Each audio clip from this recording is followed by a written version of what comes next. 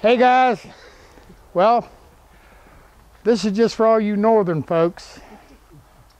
We are in Charleston, South Carolina, and as you can see, we're about to freeze.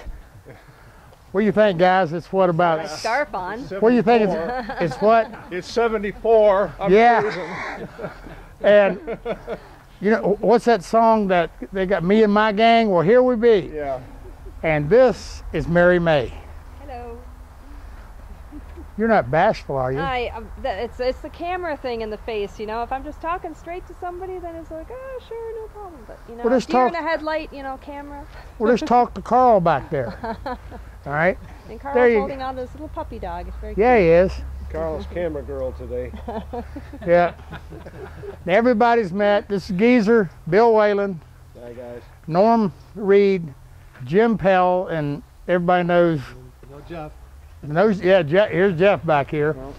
And I'm going to tell y'all something. If you want to learn to carve, here you go. Hey, these guys have done a great job. We're only halfway through the week, and it's, what is it, Wednesday, and we got the whole week, and we've got a lot more to do, but they've done really good. Can we see a sample? Yeah,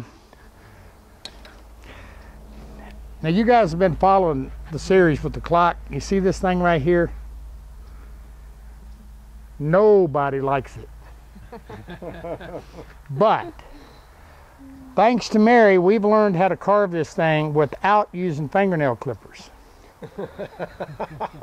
He's very ingenious. Very, very clever. I pulled them out and I said, look at this, and Mary goes, huh? There are other ways. Now before you email me, you see the eye right here? Kind of a four-wheeler mud fence post thing. Don't worry about it.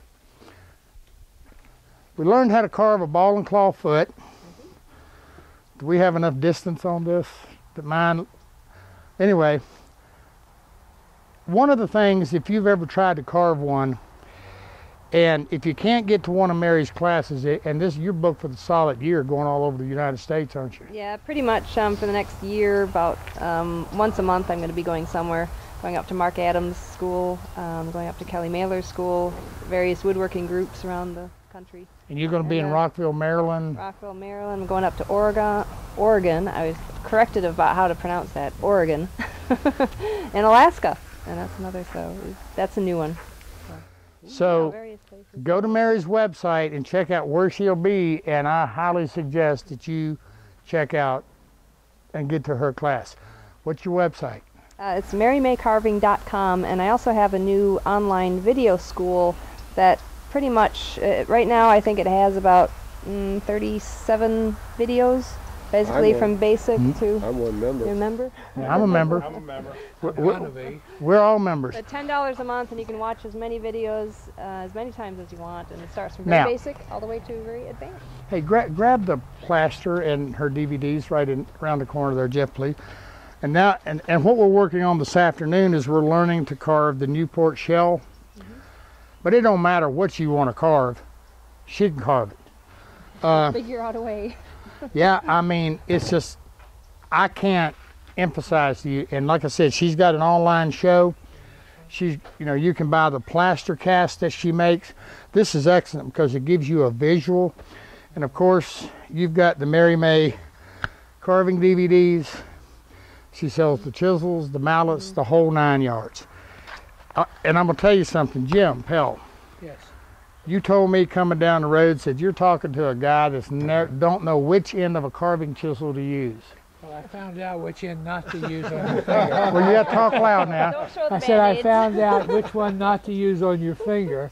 But anyway, it was very exciting. It really was. The instructions were good. The technique was good. I had some success and some failures. But all in all, it was fun. It was a lot of fun, and I've learned a lot. So now do you like carving?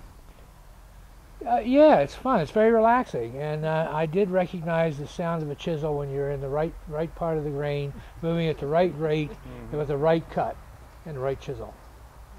That's a satisfying sound. Yeah, exactly. What do you think, Norm? I'm learning a tremendous amount, and I'm excited to go home and start carving on something a little tougher than basswood, like maybe some walnut. All right. Jeff. They've seen enough of me. Huh? They see enough of me. Yeah, but you're the chip carving expert, so this is kind of a new... It's new and different. It is. You learn some new techniques, unlike chip carving. You actually shave the wood in this this kind of carving, but it's excellent class so far. Yeah. Excellent. Well, you guys are all doing a great Now job. you're going to pick on Geezer? Oh, your turn. Oh, you haven't said. Go on. You noticed I saved him till last. We're having a great time. Huh? Go there. We are. Get up here. Yeah. I don't want to stand in front of Murray. Yeah. I'll stand back. Anyway, what I learned was that if you get the technique right, because I stumbled through and carved some things that looked reasonable, You did. but now I think I can come back home and do them 2 or 3 times as fast. To what tolerance? Huh? A 64th of an inch.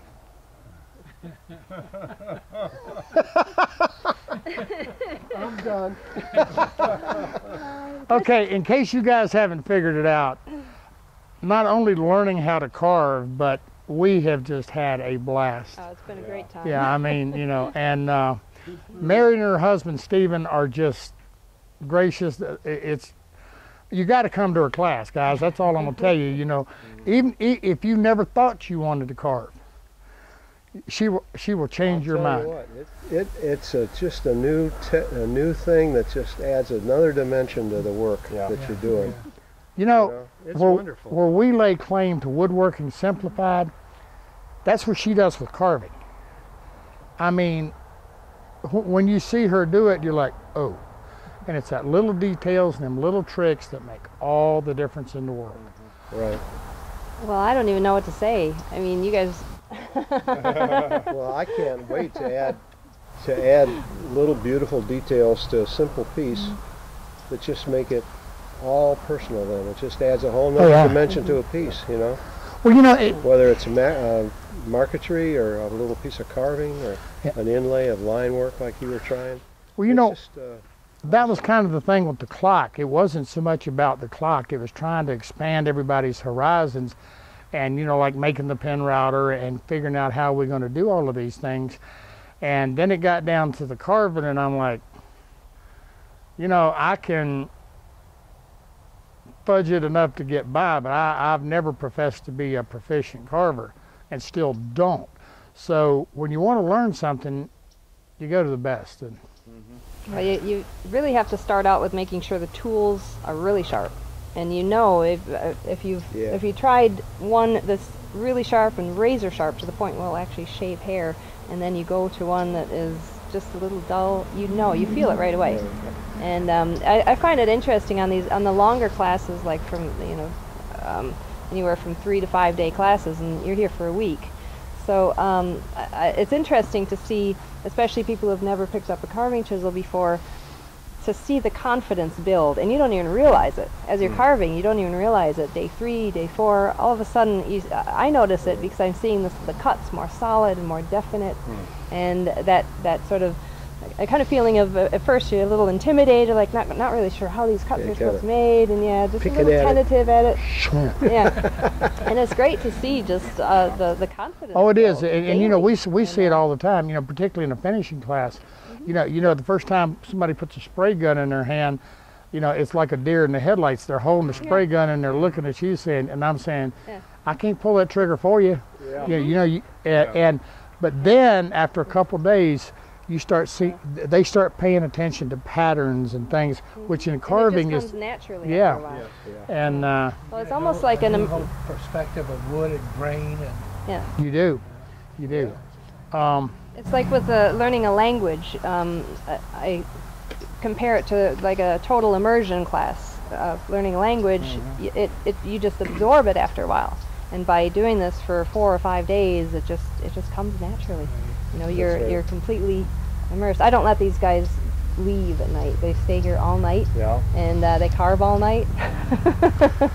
and we wait. Eat oysters all night. Sorry, dear, but I put on 5. They've had their fill of oysters. Yes, we have. Well, I'll tell you, it's Well, they ran out, you know. Oh, you ate all the last of the Yeah. oysters. Yeah, we did because Jeff and Norm was a little late getting in. They were going to order some oysters. Oh, goodness. None left. Yeah. And they were the biggest oysters I've ever seen. I swear that one was that size. well, they're about that big. Personally, the thought of just eating something snotty feeling is just no. But they're good Well, fried. Yeah, that's Doesn't what really do anything. But we had That's what Beaumont stew.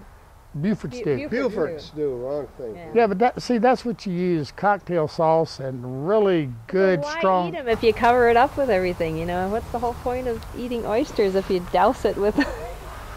Well, it tastes good going down, you know. I mean, what can I say? But before y'all think I'm the oyster, Yeah. I had a comrade in arms.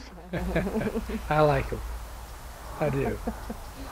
Yeah, it was kind of embarrassing. It would have been more so if they hadn't kept emptying the bucket for the shells. I know it. I know it. But we did well. We did. You We can did. have oyster withdrawals when you leave here. Yeah. Oh no! Thanks to your husband, I got 2 bushel to go. You have withdrawals after that. Hey, we're good. The shrimp and grits are pretty good too.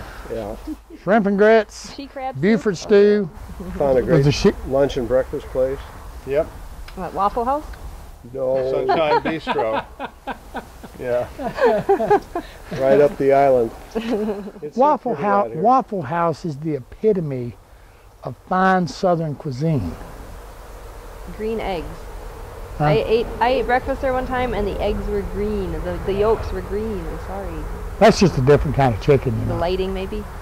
Yeah. The fluorescent lighting makes yellow Fluorescent. look green. Yeah. Yeah. This is disturbing one. All right, guys. All I'm going to say is say this again.